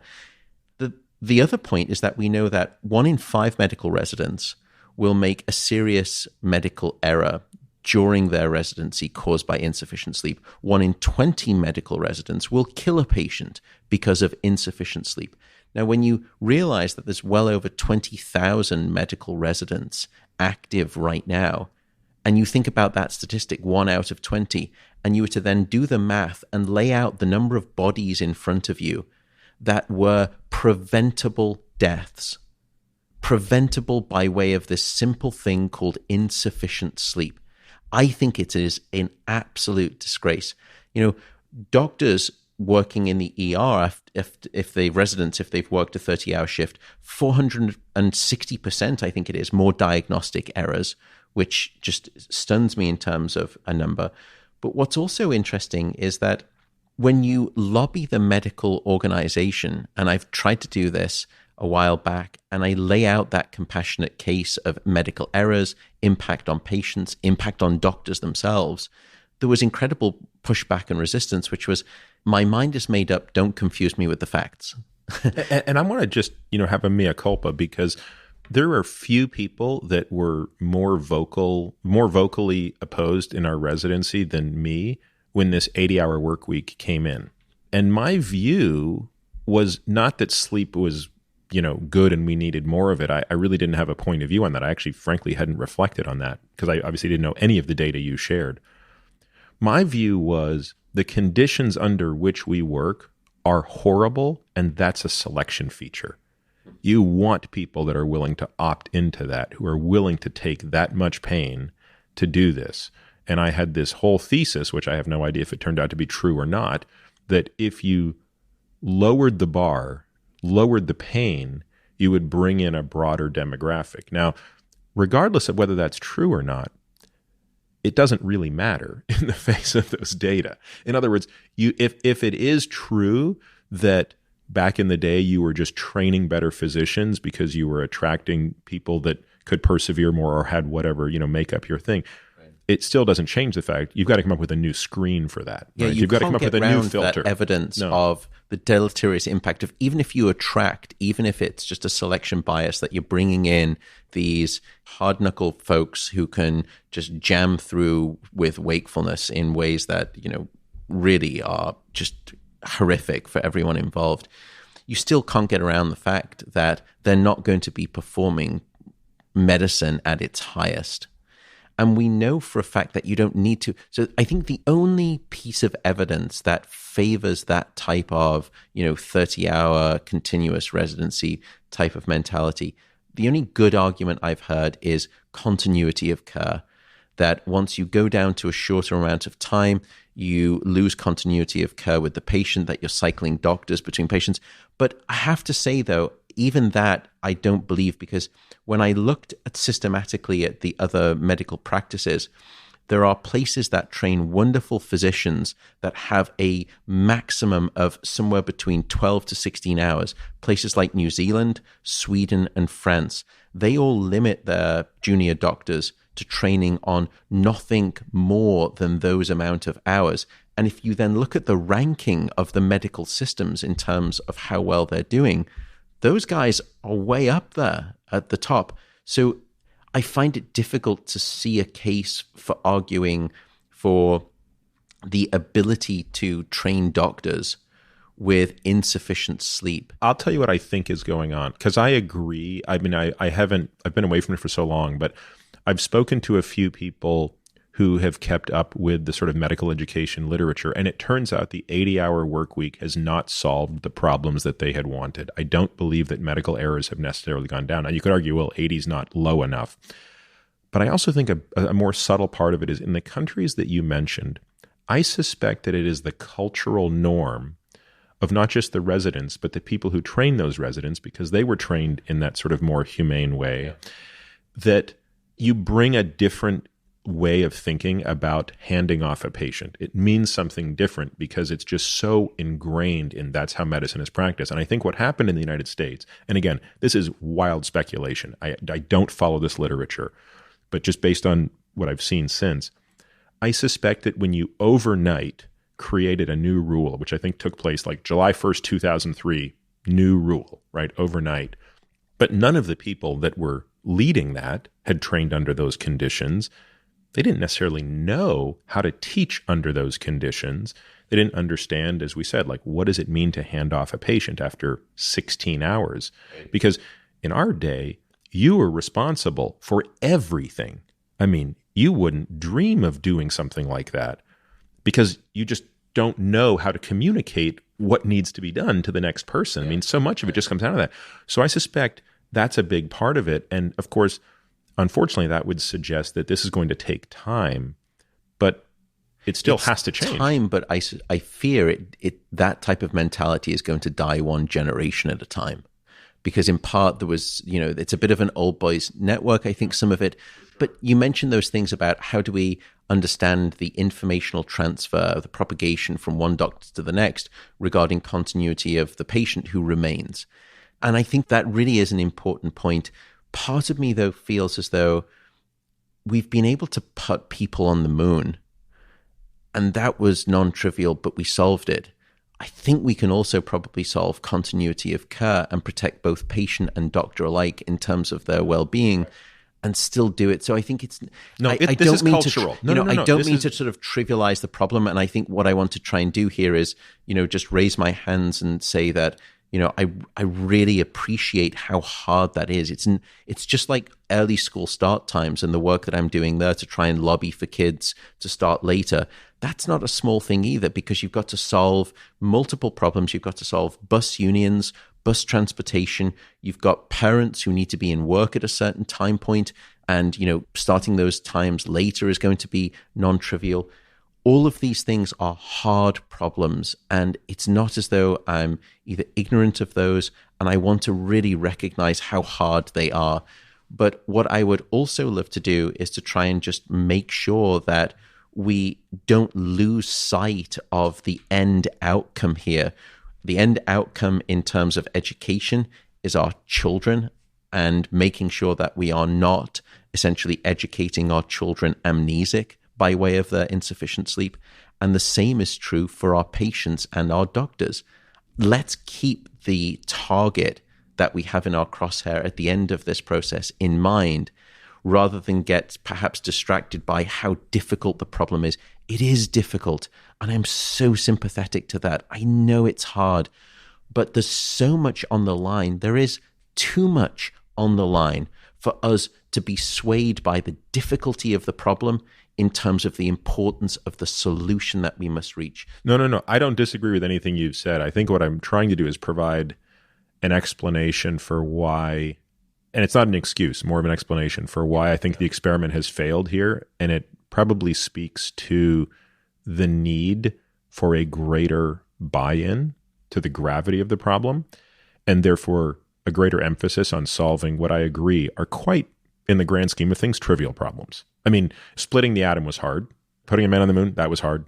Eradicating slavery, that was hard. All of these things have been done. But I think we will look back, with shame, just like you were describing to your family regarding sleep and insufficient sleep. As we look back now with smoking, 50 years ago, we will look back in probably 20 years with shame that we were having schools start at 7:30 in the morning. By the way, for schools that start at 7:30 in the morning, buses will start leaving at 5:30 in the morning. That means some kids are having to wake up at 5:15, 5 o'clock, or even earlier, which in my mind is lunacy. And I think the shame will be present when we consider the impact. And the impact we already know from the studies that when we delay school start times, what we see is that academic grades improve. We see truancy rates decrease. We see behavioral problems and psychiatric problems also decrease. You see the number of people who drop out of school and drop out of certain classes also decrease. And then finally, shockingly, the life expectancy of students increases. And the reason that it increases is because of car crashes. There's a great study in Teton County in Wyoming. They shifted their school start times from 7:35 in the morning to 8:55 in the morning. And then they looked to see in just this narrow age range of just 16 to 18 years old, what was the change in car accidents. And what they found in that following year, not just that the kids reported getting 1 hour of extra sleep, there was a 70% drop in car crashes that following year. Now, the advent of ABS technology in cars, anti-lock brake systems, that dropped accident rates by 20 to 25%, and it was deemed a revolution by some people. Well, here is a biological feature, getting enough sleep, that will drop accident rates by up to 70%. So when sleep is abundant, minds will flourish. And if our goal as educators truly is to educate and not risk lives in the process, then I fear that we are failing our children in a quite spectacular manner with this incessant model of early school start times. So say a little bit more on this. You and I have talked about this in the past, which is, and I think I even posed the question to you this way, which was, all things equal, Matt, if you're trying to pick between 3 schools for your kids, would you weigh start time in the matrix of decision? And your answer was emphatically yes. Why is this the case? Why is it that do kids is there something in their brain as they're developing that it's just a question of they need more sleep and therefore you'll pick it up in the morning? Or is there something about they need to sleep to a later time that won't be solved by putting them to bed earlier? All of the above. So firstly, kids, even when you're 16, 17, 18, you're still needing 9 to 10 hours of sleep because your brain doesn't finish developing until it's about 25. What percentage of 18-year-olds in the U.S. do we believe are getting that sleep? Or if it's easier to answer the question, what do we believe is the median duration of sleep for an 18-year-old? About 11%. 11% are achieving the required. Okay. 89% are not getting sufficient sleep. And do we have a sense of what that average is? I think the numbers you quoted earlier, I assume, were for adults, or was that for all comers? No, that was for adults. For teenagers, it's down to about 7 hours when it should be somewhere between 9 to 10 hours. So it's a bigger deficit than adults. The relative deficit is bigger than it is in adults. What's also striking, by the way, is If you look at parents and you ask them, do you think your teenager is getting sufficient sleep? 72% of them will say, yes, I think my teenager is getting the sleep that they need. Yet only 11% of them are getting the necessary sleep. So in other words, there is a mismatch here between the parental and child sleep equation. And what that also leads to then, because parents believe that their kids are getting enough sleep, there is a parent-to-child transmission of sleep neglect. And what I mean by that is, they're pulling the covers off at the weekend when these kids are sleeping in for two reasons. Firstly, they're sleeping in because naturally their biological circadian rhythm moves forward in time. So they want to go to bed later and wake up later. It's not their choice. They don't get a choice in that. So it's biological. It's hardwired. So for a parent listening, what would you say to them if they're wrestling with their kids' sleep schedule? What do we think is the most natural time to bed, time to rise for a 16, 17, 18-year-old? I think for, 16, 17, you're looking at a 10-hour period, probably from, somewhere between 10 to midnight, depending on their chronotype, to then sleeping in until, essentially somewhere between 8:30 to 10:30 the following morning. Now, the reason that is actually still too early, though, is because that would be what would naturally happen if you were to let them sleep like that every single night of the 7 days of the week. But we don't, because what we do is during the 5 days of the school week, we are getting them up way too early. You can even put them to bed at, 9 or 10 and say sleep. They can't biologically. So they won't be sleeping as well during the week. So at the weekend, they're trying to sleep off a chronic debt that we've saddled them with during the week due to early school start time. So no wonder they've got such a sleep pressure that is forcing them to try and sleep until like 1 or 2 in the afternoon. So then we chastise them for saying you're lazy, get out of bed, you're wasting the day, but it's not their fault. Firstly, because their biological rhythms, their circadian rhythm, wants them to be asleep late into the morning and into the early afternoon. And secondly, they've got this huge debt of sleep that they're having a rebound from in terms of sleeping, trying to sleep off that debt that the school systems have given them as well. So to me, I think we just need to, reformulate our notion of how important sleep is in that context. And you've already alluded to this. That's a hard one to solve, right? Because you're restructuring when a parent goes to work, et cetera. It is non-trivial. What would be a middle ground that would be a great compromise? In other words, like if a school started at 9 a.m., I feel like when I was in high school, we started at 9 a.m. Well, ironically, yeah, what's happened is that back in the 60s, schools were starting around 9 o'clock. And then ever more as we marched on in terms of our quote unquote development in society in the US, that time has actually gone back and back to earlier and earlier start times. I think because it's been squeezed by the sort of the vice grips of, work schedules where parents are having to work longer hours. They are ultimately commuting for longer. So they have to leave the house ever earlier. So they have to put their kids in school ever earlier. And I think many of these kids are just sitting there unabsorbent, like a waterlogged sponge. They're not going to be taking up information. And in fact, if you look at the data regarding delayed school start times and you ask, yes, overall, GPA, SAT scores, all of them rocket up. They all improve when you delay school start times. But which classes get the biggest benefit in terms of the grade improvement? It tends to be not the classes in the afternoon where they are finally awake because of their circadian rhythm. It's the classes in the morning where before those classes would be starting at 8 o'clock, but now are starting at 9:30. When you push them to 9:30, they're doing much better in those classes. And it reaffirms the case that the hit that is going on in terms of the amnesic impact that early school start times are having is really in those morning hours when the brain is not designed to be awake, and it's certainly not designed to be receiving an education. It's designed to be asleep, preparing itself for its education, which should really start at maybe 9 or 10 o'clock in the morning. I mean, the United Kingdom right now, as we speak at the time of this podcast, there is a bill that's going through that will lobby for a 10 a.m. start time, which I think is probably the sweet spot. And the reality of it is, because someone will say, well, great, what do you want kids to stay in school till 6 p.m. and blah, blah, blah, blah. But my guess is you could probably do less with more if you did it right. In other words, you wouldn't need to spend as much time in school if you could cram. Track, you could more efficiently learn that information. And we've done these studies. You absolutely do learn more efficiently when you have had sufficient sleep. So it's a forcing function. Could you compress it? It's like zipping a file. The amount of information that can be stored is much greater. But what's also interesting, let's say that that's not the case. And you say, look, to do all of this staggered system with the bus unions and to make it work out with parents and work schedules, it's going to require more money to figure this out. Well, it turns out that some of that can be cost savings at the back end because kids get released later.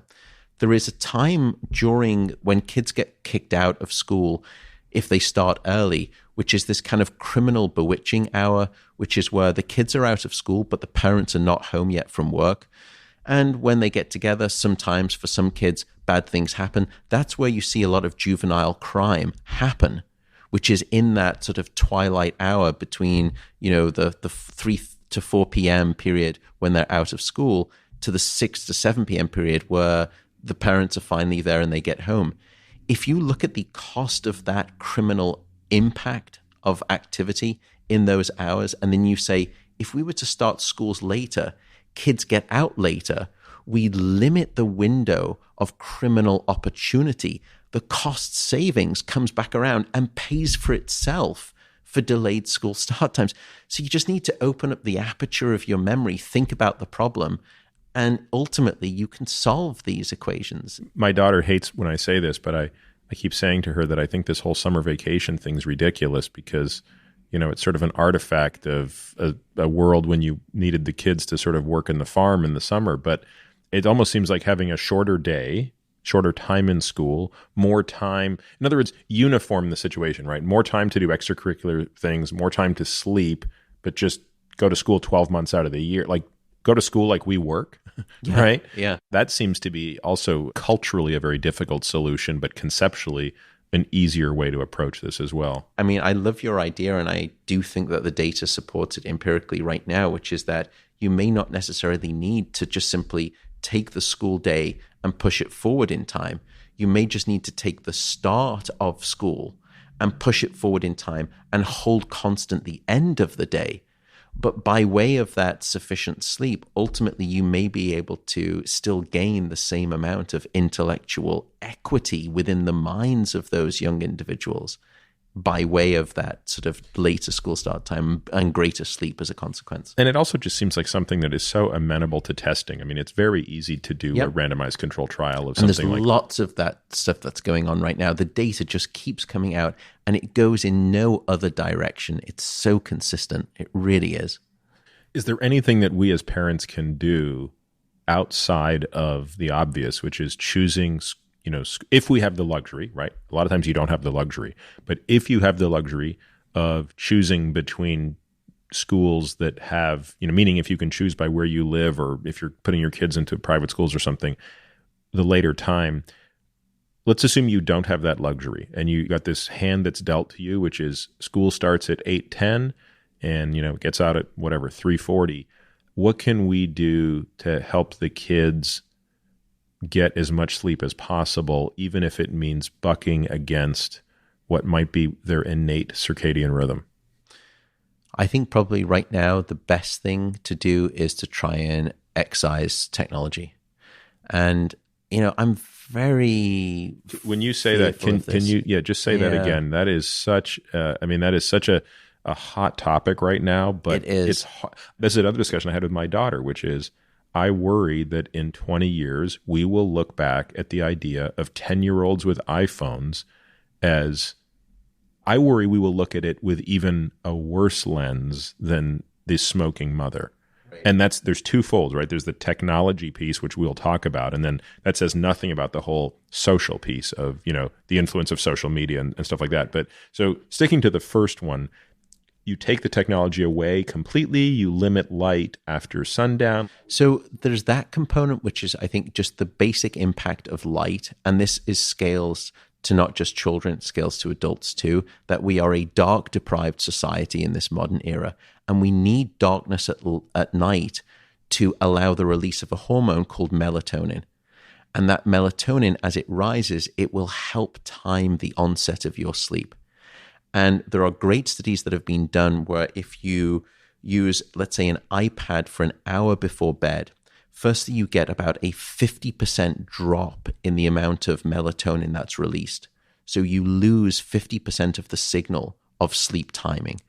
Worse still, that melatonin peak, even though it's lower, it's 50% lower, it will arrive 3 hours later at night. So it's so mistimed by the perverse impact of the screen.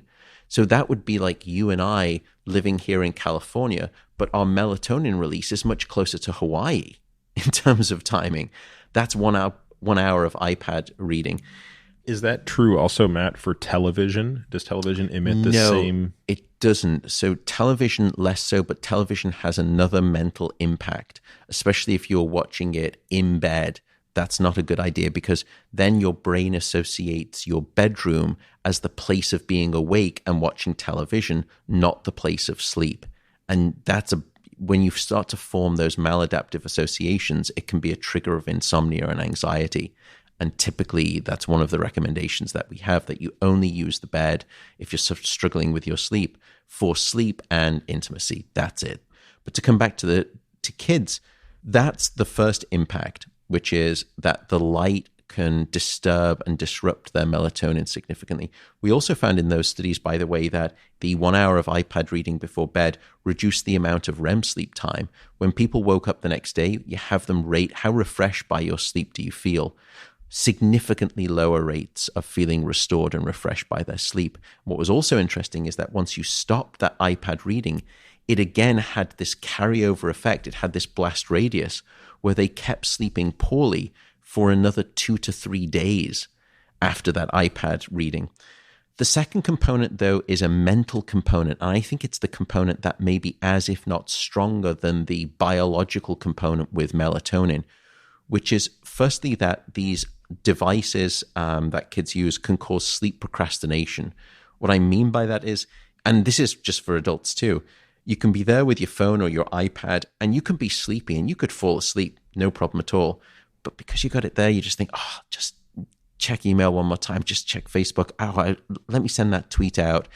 And I forgot the detergent. Let me go onto Amazon very quickly and I'll just order that. And then you look up and it's 40 minutes later and now you're 40 minutes short on your sleep. Sleep procrastination is a problem.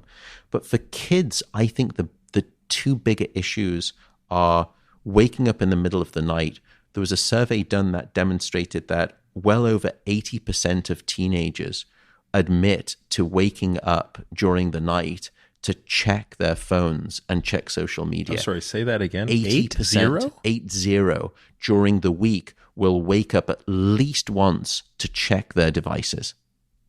So you've got this dependency that is causing this alertness spike to wake you up. And that's a habit that once it builds is quite difficult to break. The final thing, I think, even if you were to be diligent and put your phone in airplane mode, what those technologies do is cause what's called anticipatory anxiety. So I think many people have had that experience of having it like an early morning flight, and you've got to wake up at 5:30 in the morning, and you know it. You set the alarm, but you wake up at 5:28, and you are awake like a bolt. Matt, I'm glad you brought this up. I have noticed this for my entire life. I sometimes will play the game of, can you wake up at 5:28? I'm blown away at the ability to do that. Now, you can't do it if you're really sleep deprived. At least I can't. So I can't go to bed at 2 a.m. 3 nights in a row and pull it off. You'll oversleep it if you don't have an alarm. What is that telling us about? It's almost like I've got a CPU with a clock Correct. in it. Like, no, an actual clock. Correct. That's right. Because you can do it to a wrong time. You can set the clock at the bed by 10 minutes and hit that time versus true time. Right. It's crazy. And there's a great experiment that I'll tell you about. But that anticipatory anxiety, that airplane example, that's kind of like the extreme version, but a weaker version, but a chronic, and I think a very malign sort of version of it happens with our phones, because most people, the first thing that they do when they wake up in the morning is swipe, and they just unlock this world of anxiety that comes flooding in through their phone. Emails, texts, social media. You essentially are training your brain to anticipate that wave of anxiety every morning. And what we've discovered is that when you embed that anticipatory expectation in the morning, the amount of deep sleep that you get at night is less. You end up sleeping in a shallow state, and you don't get the same amount of deep sleep. And the greater the anxiety that there is the next morning, the greater the reduction in deep sleep that you have the night before. That's why you'll feel like you've had a pretty rough night of sleep when you're waking up for that early morning flight, because you've just had a poor quality of sleep. But the timing thing, so I think to come back to make the point here so I don't forget, I think for kids, the best recommendation right now is technology to try and limit it. And I know that's hard because the genie feels like it's out the bottle and it's not going back in anytime soon. And I don't want to be puritanical. I don't want to be puritanical about alcohol or caffeine, about CBD, THC. I don't want to be puritanical about kids getting the sleep or timing of the sleep that they need or can't get. But what I would say is that to try and maximize that sleep in the face of early school start times, which is what we're currently facing right now, taking that technology out the bedroom is probably the single best thing that you can try and do. The other thing that they recently found was a correlation between the use of or having social media in the bedroom and fear of missing out. Because for kids so often, and I understand this, because we were both kids, you could remember that, folks were going out, in the afternoon. You wanted to be there. You wanted to hang out. It was fear of missing out. It was FOMO. Well, now FOMO plays out on social media, and it plays out when you disengage from the parents. It plays out, in other words, in those twilight hours. And so there is good data now showing that fear of missing out is directly related to insufficient sleep at night in teenagers. The way that you can try to help that is to try and limit the devices that give you the ability to have FOMO in the first place. So, but in truth, I don't honestly have a good set of solutions right now for this teenage sleep problem. I think it's going to have to be letting them sleep when biologically they naturally want to sleep. Again, you fight that biology, it's not going to go your way. It's just not. Well, Matt, that certainly will scare any parent senseless with respect to electronics. One other question on that my daughter actually asks me all the time, if she's reading a book in bed with a night light, is that as harmful, A, from the standpoint of light, which is actually the question she's asking, and now B would be my question more broadly. We talked about not watching TV in bed because that's creating kind of a different purpose. Is reading in bed a bad idea, and or is the sort of natural white light, that not natural, but the white light you get from a bulb, where does that rank on the melatonin suppressing scale? So if you're someone who is struggling with sleep, that you're someone who has sort of insomnia such that you're finding it difficult to either fall asleep or you wake up at night and you can't get back asleep. So the first is what we call sleep onset insomnia. The other is called sleep maintenance insomnia. You can fall asleep fine, but you can't maintain your sleep. The advice there is even reading should be something that you should forego, that you should read in a different room, wait until you get really sleepy, and then go to bed. That's the advice. And because otherwise, as I mentioned, the brain is this incredibly associative device. And if you lie in bed awake, your brain quickly learns that your bed is the place of wakefulness. I hear this from patients a lot where they'll say, look, I'm sitting on the couch watching television and I'm falling asleep, and then I get into bed and I'm wide awake and I don't know why. And the answer is because your brain has learned the connection of your bedroom being a trigger for wakefulness, because wakefulness is what you do there. So what you need to do is break that association and get up after 20 minutes, go to a different room in dim light, read a book elsewhere in dim light, and I'll come back to what type of light in a second. And then only when you're sleepy, and there's no time limit for this, should you return to bed. And the analogy would be this: you would never sit at a dinner table waiting to get hungry. So why do we lie in bed waiting to get sleepy? And you shouldn't. Yeah, that's and we need to sort of, bring that back. So that's if you're struggling. In terms of light, what I would say is be a bit mindful as to what kind of light it is. If it's an LED light, it's usually enriched in the blue sort of low frequency of the visible light spectrum. And it's the blue light that is most harmful to melatonin. So light in general, not great for melatonin. It will stamp the brakes on melatonin and it will stop releasing it. So your brain is fooled into thinking it's still daytime, even though it's actually on the clock face nighttime. But of that light, if there is a better form of light, it's the red and the yellow, the very warm kind of colors. The cold blue light that comes from LED, that's the more deleterious light. That's the type of light that is more detrimental. So I would say that, you can get these smart light bulbs now that can change the dynamic frequency range of that light in the visible spectrum, make it more kind of warm and yellow in the evening. Definitely favor that and try to stay away from, light that is LED light, even if it's just going back to a classic light bulb, which typically is warmer in color and low in wattage. That's your best light for reading. Has the experiment been done when, this might not even be ethical today, where subjects are given no restriction on when to sleep, how long to sleep, but they are put in a perpetually light environment? No, but the opposite. Well, I know of the opposite. Yeah. There's two.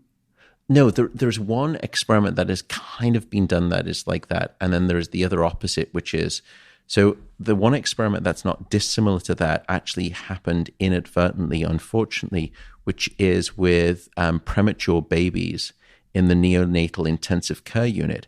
What they used to do was they would just leave these fluorescent, light bulbs on in the NICU all of the time.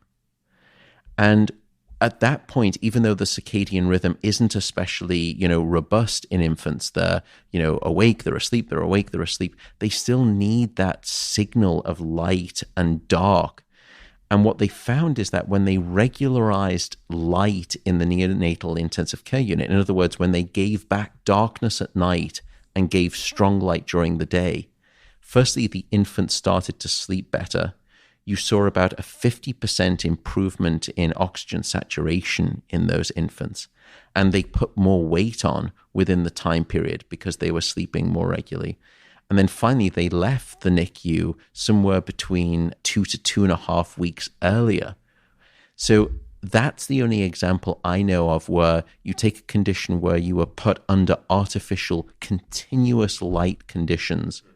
And then you do the experiment where you try to mimic more naturally what a 12-hour cycle of light dark would be.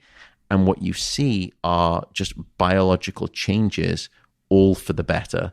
That's the only experiment that I know of in the positive, which is what you're describing. The reverse experiment was done where they essentially took a group of people and they said, what time do you normally go to bed? And they said, normally go to bed at I can't get sleepy until about 11 p.m. And I sleep usually about 6.5 hours. They took that group of people, off they went to the Sierras here in America, this sort of beautiful mountain range with no electricity whatsoever, no access to artificial light. And firstly, what was dramatic was that these individuals started going to bed around 9 o'clock in the evening. And this wasn't necessarily just because they didn't have anything to do. They actually rated themselves as feeling sleepier earlier. Why? Because they were getting the signal of darkness at the natural time. Secondly, they went from being, ardent about the fact that they were only 6.5 hour sleepers and that's all that they needed, to then sleeping a little bit more than 9 hours. Now, I think this point about going to bed at 9 p.m. is a really important one. Have you ever thought about what the term midnight actually means? It means middle of the solar cycle. It means middle of the night. Whereas now, with the perversity of the industrialized civilization, midnight, and especially now in the digital revolution, means it's maybe the last time to, send a few emails. Whereas if you look at hunter-gatherer tribes, whose way of life hasn't changed for thousands of years, and you ask, how do they sleep? As if they are a good indicator, and we think that that's probably a good indicator of how hominids should sleep. They typically go to bed about an hour and a half to 2 hours after sundown, so around sort of 8:30, 9 o'clock. They usually get about 7.5 hours of sleep at night, and then they have a siesta-like nap in the afternoon to make it up to around about a total of 9 hours. So I think what has happened with modernity is that we have changed both the amount of sleep that we're getting, we've reduced it, we've changed the timing of sleep, so we're getting less sleep and we're getting it at a different time, quote unquote, perhaps a wrong time of night. And finally, the nature in which we obtain our sleep has been changed.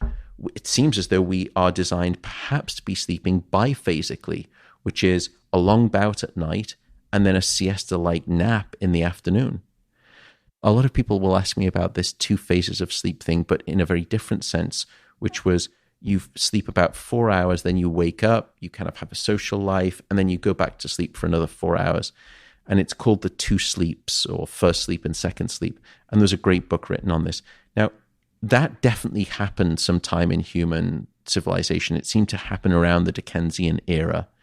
But there is nothing in our biology that suggests that we should be sleeping in that way. It seems to have been a social feature, a social pressure. There was a meal that took place, a large meal that took place between those two, sandwiched between the 2 4-hour sleeps, right? Correct. Yeah. And people would, they would have social activities planned. They would write, they would play music, make love. People, it was a real thing, but it was not a biologically defined way of sleeping. It's amazing. It's not a natural way of sleeping. You'd think I guess you could condition yourself to do anything, but to wake up after 4 hours of sleep under any circumstance is generally quite miserable. It's rough. It's absolutely terrible. So that happened. But I think to come back to the point, it's just that how we are sleeping in modern society is not just about sleeping less. It's about sleeping less, the timing of our sleep, and the structure of our sleep. So I think those are the things that have changed. One of the questions I get asked a lot, and I don't know the answer, so I'm hoping you do, is one, you sort of touched on it, but the efficacy of naps, and 2, the notion that you should or shouldn't nap if you're having sleep issues, right? So on the second one, I have a slightly stronger point of view, and I hope it's not incorrect, which is in that situation, the nap is wrong. You want the adenosine accumulation, and you want it to draw your bedtime back earlier, right? If you're struggling, I would rather you push through not sleeping and then go to bed at 9 o'clock. But to the first question, more broadly speaking, I can't imagine that one cycles through what you described at the outset of our discussion in a 20-minute or an hour-long nap, right? I mean, what actually, do you have people nap in the lab as well? You must. Yeah. What does that look like? So we've done a lot of these studies where we ask, what are the benefits of napping? And we certainly do find them. We find benefits for learning and memory. We find benefits on immune function. We find benefits for things like cardiovascular health in terms of metrics of heart rate variability. We see benefits in terms of lowered systolic blood pressure. All of these things we found benefit by way of a nap. Now, when I say nap, you can ask, what do you mean by a nap? And we've played around with that dose, as it were, and we've tried to do a little bit of a dose response curve with some of these things too. What we found is that you can go down as low as about 20 minutes of a nap and still see some mental benefits in terms of things like learning and memory. But typically we do a nap that is 90 minutes because that gives the ability of the brain to go through the full 90-minute cycle so that the brain can go through all of the stages of non-REM sleep, stages 1 through 4, and it gets the shot to get to REM sleep. And then we can ask by testing people in brain scanners sort of before and after, and with cognitive tests, and then with peripheral body tests, we can ask, what was the benefit of that nap relative to a group that does exactly the same thing. They lie in bed, but we don't let them fall asleep, that they may just kind of passively watch a movie. So they're inert for the same amount of time. They're in bed. They get all of the wires on their head. We try to do it as controlled as possible, with the only difference between being sleep between those two groups. So you do find benefits to your first point. To your second point, you're absolutely right in terms of your sleep prescription for your patients. The current recommendation is this: if you are finding it difficult to sleep at night and sleep throughout the night, the recommendation is do not nap during the day. And this helps us when we try to think about the biological mechanisms of how wake and sleep actually work. And you mentioned a chemical called adenosine. So from the moment that you and I woke up this morning, and everyone listening, the moment that you woke up this morning, a chemical has been building up in your brain called adenosine. The more of it that builds up, the sleepier that you will feel. So it's the sleepiness chemical. And after about 16 hours of accumulation, you should have enough weight of healthy sleepiness. You should have enough adenosine within the brain to have you fall asleep easily and then stay asleep soundly.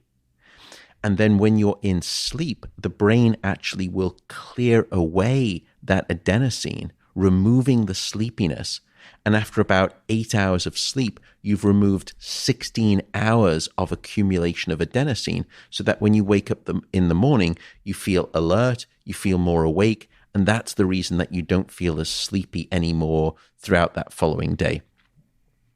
Now, the problem with naps is that if you nap during the day, particularly if you nap in the late afternoon, essentially what you're doing there is acting like a pressure valve on a steam cooker, that you're building up all of this great healthy sleepiness, this sleep pressure, and then you nap and you'll just release some of that sleepiness. So now when it comes to your normal bedtime, you don't feel as sleepy. Why?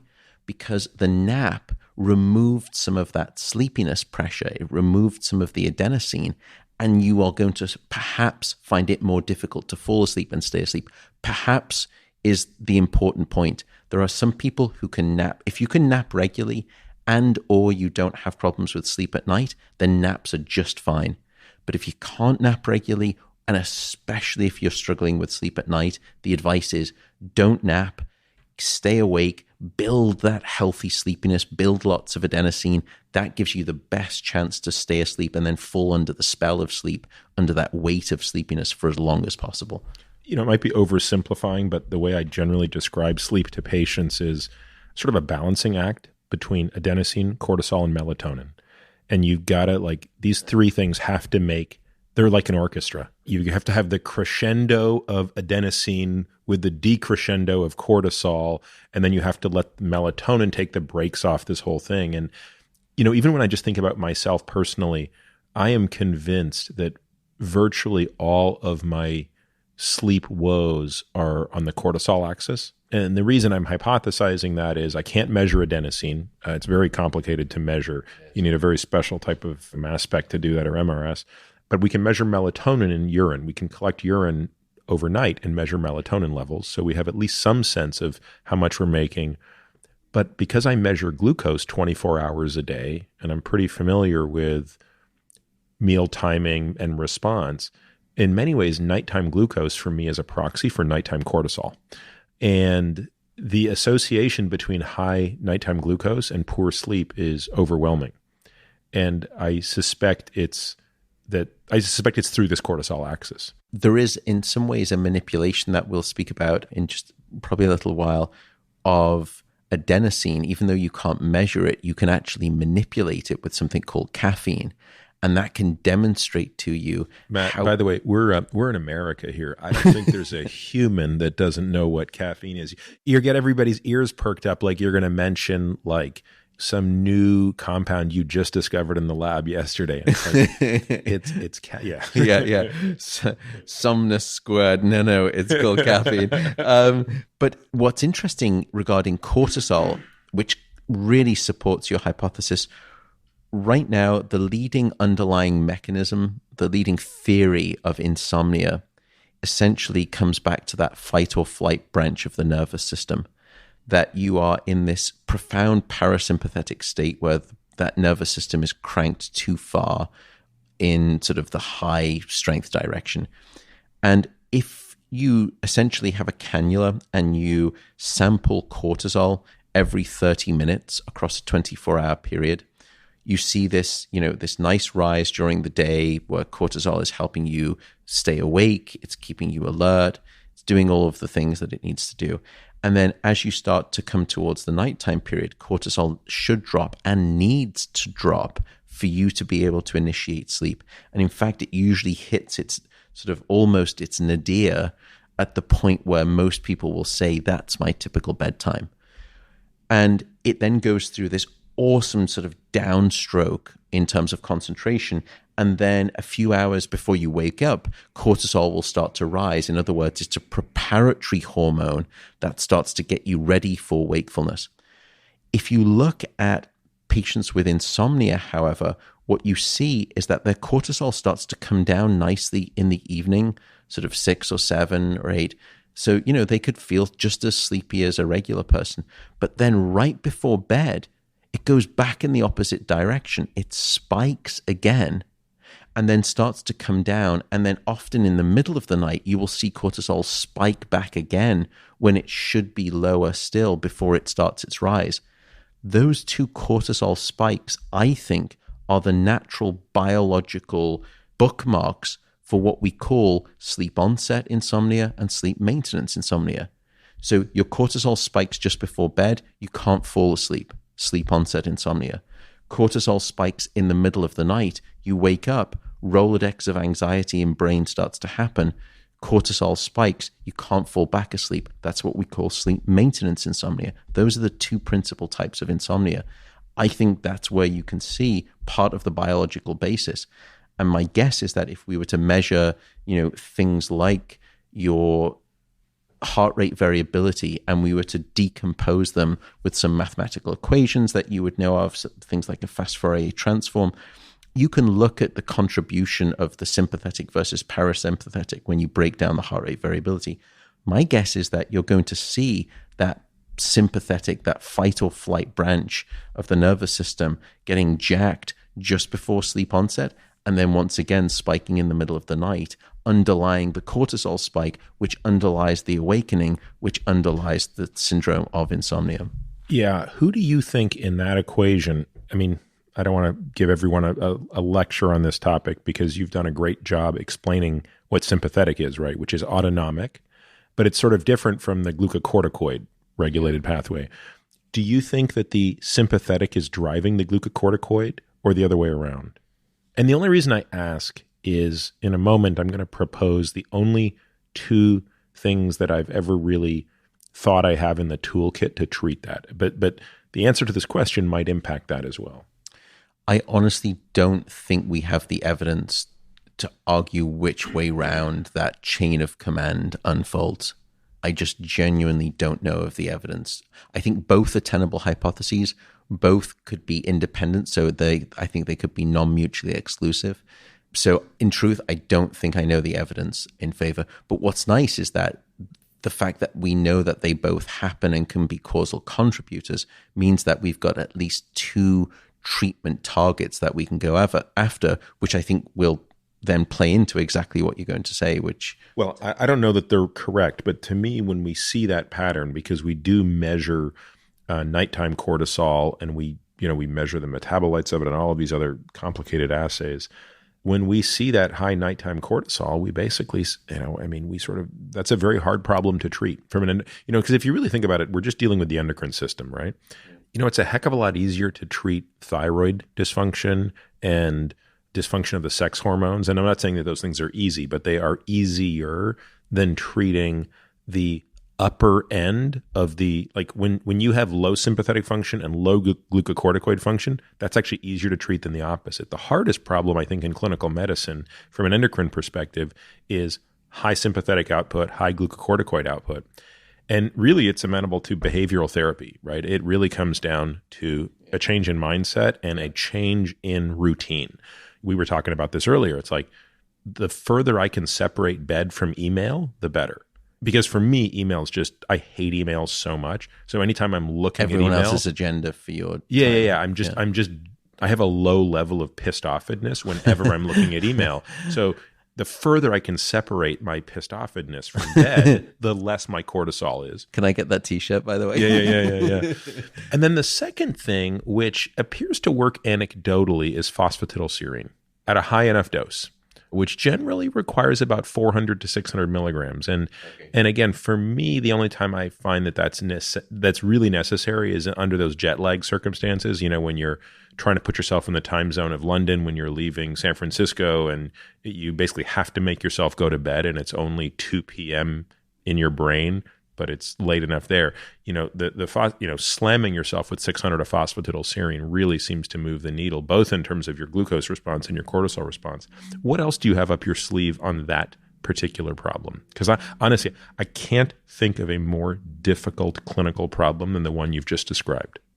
I think the glucocorticoid issue is a really tough nut to crack. I think for the sympathetic drive, I do think you're correct that it's behavioral. There, I would actually argue meditation. And I looked at this data when I was researching the book. Gosh, this must have been about 4 years ago now. And I think I'm a bit of a hard-nosed, dyed-in-the-wool scientist. So when I was reading the studies on meditation and insomnia, I was wondering if it was a bit woo-woo and didn't know how to take it seriously. But the data was very compelling in terms of it really does decrease the amount of time it takes someone to fall asleep. The continuity of their sleep is improved. If you look at some of these apps that do it very well, and things like Headspace or Calm, my guess, although I don't know if they've ever released this data, is that if you were to look at their usage statistics, you will already see that people are self-medicating their insomnia by way of meditating right before bed. And I think, both of those apps are starting to now launch, aspects of sleep and sleep health in their portfolio of offerings, rightly so, because they've probably realized that sleep is a huge part of the issue for which people are coming to them to solve. And the clinical data is very supportive of that. So I would say that for driving, it's almost impossible to fall asleep if your autonomic nervous system is pushed in a sympathetic dominant state, in a fight or flight state. And a good example of this is, when you are jet lagged, you can be there, you may not have slept on the plane, you can feel that you're tired, you're really tired, but for some reason, your cortisol is now spiking because you're mismatched with your circadian rhythm.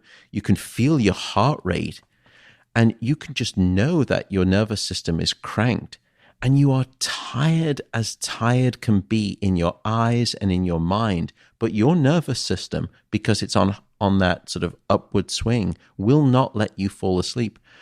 But meditation, I think, is a great way to drive a parasympathetic dominance of the nervous system, which is to take you out of the fight or flight branch and more into this quiet, sort of more introspective state.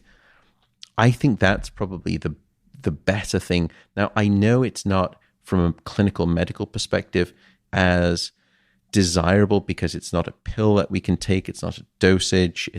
You just have to put in the work to sit there and meditate. But I think that's the nature of sleep. I mean, I think CBTI has efficacy, but it requires work. It does. And changing the way you eat requires work. It's not a pill. I mean, and exercising, same thing. And I've been asked, this is a totally unrelated topic, but people always say, oh my God, please write me a prescription for metformin because it's going to help me lose weight and blah, blah, blah. And I said, look, let me be clear. I mean, I think metformin is a really powerful pill.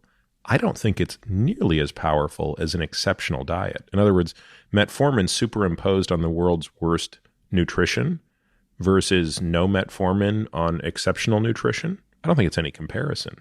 In the end, molecules that you take intermittently aren't really nearly as potent as molecular changes that occur over a time course behaviorally. I wish that weren't true, truthfully. Yeah, me too. I'm not anti-pharmacology by any means. If we had a good sleeping pill, I would embrace it and I would recommend it. But right now, the sleeping pills on the market, they firstly don't produce naturalistic sleep. Secondly, they've been associated with a significantly higher risk of death and also significantly higher risk of cancer. I'm glad you mentioned this because this is a great segue to this topic. And going back to my friend Kirk Parsley, I remember another thing he said, because this is, again, going back to 2011, 2012, my go-to travel drug was Ambien. Fortunately, I've never had insomnia, but I empathize greatly with those who do. I've seen enough people with it. But when I needed to sleep, I was going to take Ambien. And I remember getting hints that this wasn't a great drug when I worked at McKinsey. I used to have to go from San Francisco to Atlanta every single Monday for a day. And because I was ruthless in my pursuit of not wasting time, rather than take a Sunday afternoon flight and come back Tuesday, I took a red eye from San Francisco to Atlanta every single Sunday. And as one of my friends put it, that's the pink eye. It ain't the red eye. That's a 4-hour flight, right? You always get the tailwind. Yeah. So you get about 3.5 hours of sleep on a plane. I'd get to Atlanta at 5, pick up a rental car, drive to the gym, do a 2-hour workout, shave, shower, get to the client, stay there all day, leave at 6:30, get to the airport by, 8:30, get the flight back to San Francisco. You're back by whatever, you're home at midnight. So it was a 26-hour door-to-door every single time. And I was using Ambien to make sure I slept on that flight. I would come up with these grisly discoveries, which is I'd find emails I sent that I didn't know I'd sent.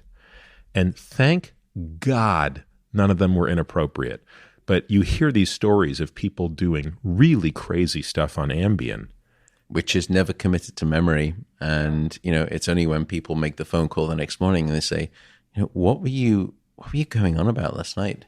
Oh, one of the scariest things I ever saw was I remember looking at my phone and seeing outgoing calls to people that I didn't remember making.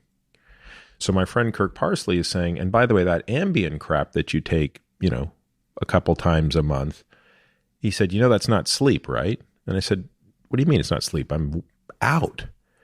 And he just, again, you'll laugh at this because this is exactly the kind of story that you tell so eloquently. He said, you're confusing consciousness and sleep, or lack of consciousness and sleep. If I took a baseball bat and hit you on the head, I could render you completely unconscious laying on the floor for 8 hours. Do you think in any way that mimics the restorative process of sleep? Not even close, right? So, think of Ambien more as a chemical baseball bat to the head than something that's actually promoting what you've just been speaking about for the last, little while. It's such a critical point. Again, I'm not anti-pharmacology, and I know some of the people in the drug industries, the scientists, and their goal, their passion is to create drugs that better humanity. And they are genuine and authentic about that. And I love that about them. But I also will not accept or speak in public about a drug that clearly doesn't seem to be beneficial for a certain process. And unfortunately, if you look at the evidence, firstly, you find absolutely that those drugs are a class of drugs that we call the things like Ambien, Lunesta, all of these things that you've heard, they're a class of drugs that we call the sedative hypnotics. And sedation is not sleep, but people mistake the former with the latter. And it's not. It's literally just knocking your cortex out. So I'm not going to argue when you take those drugs that you're awake. You're clearly not awake. But to say that you're in naturalistic sleep is an equal fallacy. Because if I look at the electrical signature of your sleep when you are on or off Ambien, radically different for a start. You don't get into the same depth of deep sleep that you get. It's not the same electrical quality of deep sleep. The second thing that we found is that there does seem to be a higher association with mortality risk. Now, we don't know if it's causal, and my guess is that on the strength of the evidence right now, IRB committees, ethics committees that sort of allow you to do certain scientific studies, may not even allow you to try and do those studies because the evidence is already so deleterious. The other finding was this strong association with risk of all forms of cancer, which perplexed me because you would think, well, if I'm taking this drug that helps me sleep more, and sleep is so good for the immune system, including things like natural killer cells and combating sleep, then this drug-induced sleep should actually make my cancer risk lower, not higher. And the fact that it is higher, I think, tells you that the type of sleep that you're getting is not of this rich, complex, restorative, restful, biologically appropriate sleep. The other thing I would come on to, and these are very difficult studies to get funding for because, obviously for some of the drug companies, they may not necessarily want some of this information out there. It was the only chapter in the book, by the way, that my publisher brought in a legal team to kind of look at when I was kind of making all of these claims. But this is just, I'm just conveying the science. There's nothing controversial about the science. And they ended up feeling legally comfortable with what I wrote. There was this stunning study done by a good friend of mine called Marcus Frank at Penn, and he was looking at basically brain plasticity. How does the brain make connections and strengthen those connections? And those strengthening of connections is the underlying mechanism that we know leads to the long-term formation of memories. And it's a very well understood mechanism, this idea of brain plasticity. And there is a model where if you kind of patch the eye of an animal and then you measure the visual cortex, what you see is that once you patch one eye, the brain says, well, we're not going to waste the real estate of that one eye that's no longer doing visual processing. We're going to shift a lot of that over to the other eye's territory and give it even more kind of rich connective fidelity, as it were. So you've got this model of what's called monocular deprivation plasticity, which is a classic model of how the brain rewires itself for things like learning and memory. What he found is that he took a group of animals and he gave them naturalistic sleep and did this kind of monocular deprivation. And sleep, it turns out, basically doubles the strengthening of plasticity. Sleep is wonderful for shifting things and making new connections and really strengthening those neural connections. Sleep is essential for brain plasticity. And sleep will almost double the strength of the connections relative to if you just keep the animal awake. So sleep, it's not just time that helps the brain rewire itself, it's time with sleep that makes the difference. Then he dosed those animals with Ambien. Now, firstly, the animals slept longer because they were dosed with this sedative hypnotic. And you would think that surely that should improve this strengthening of rewiring in the brain. It did exactly the opposite. Well, yeah, I was going to say, or at worse, it would make no difference. Not change from the control. From the control. If it was quote unquote naturalistic sleep. What he found was actually a 50% unwiring of the connections that had been laid down before when the animal was awake. In other words, not only had sleep failed to strengthen the connections, the Ambien-laced or the Ambien-induced sleep was doing the opposite. It was weakening connections within the brains. Now, what makes me fearful about that is, firstly, if you look at the number of people who are using these medications, it took George Lucas, I often say, I think about 40 years with the Star Wars franchise to amass about $4 billion in profit. It took Ambien less than 24 months to amass that in terms of profit. So you've got to imagine the number of prescriptions being written are high. Then the fact that the prescription age of these sleep aids is starting to decrease gradually as parents get more concerned about their kids who may have more anxiety, who are having sleep problems, they're turning to pills. And when you bring that experiment back into the context of pediatric prescriptions of sleep medication, you've got a brain that is developing, a brain that needs to wire itself up, strengthen connections, build and mature. It needs to learn, it needs to consolidate. and then you're providing a form of sleep through medication that may actually be unwiring that nervous system and unwiring those memories rather than strengthening them, that frightens me.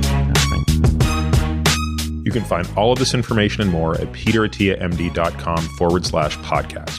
There you'll find the show notes, readings, and links related to this episode. You can also find my blog at peterattiamd.com. Maybe the simplest thing to do is to sign up for my subjectively non-lame once-a-week email where I'll update you on what I've been up to, the most interesting papers I've read, and all things related to longevity, science, performance, sleep, etc. On social, you can find me on Twitter, Instagram, and Facebook, all with the ID Peter Attia, MD. But usually Twitter is the best way to reach me to share your questions and comments. Now for the obligatory disclaimer. This podcast is for general informational purposes only and does not constitute the practice of medicine, nursing, or other professional healthcare services, including the giving of medical advice. And note, no doctor-patient relationship is formed. The use of this information and the materials linked to the podcast is at the user's own risk. The content of this podcast is not intended to be a substitute for professional medical advice, diagnoses, or treatment. Users should not disregard or delay in obtaining medical advice for any medical condition they have and should seek the assistance of their healthcare professionals for any such conditions. Lastly, and perhaps most importantly, I take conflicts of interest very seriously. For all of my disclosures, the companies I invest in and/or advise, please visit peterattiamd.com/about.